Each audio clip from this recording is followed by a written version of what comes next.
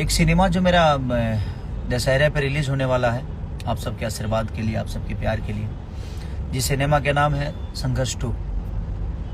बड़ी प्यारी सिनेमा बनी है वो, और हम लोगों ने कोशिश की है, लेकिन कुछ लोग हमारे भाई जो हमको बहुत ज़्यादा प्यार करते हैं, जो अपने दिल में रखते हैं, मेरे बिना वो जी ही नहीं सकते।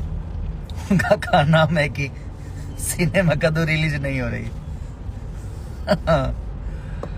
इनको ज़्यादा खबर रहता है, क्योंकि पोस्ट प्रोडक्शन इन्हीं के हाथों से होता है।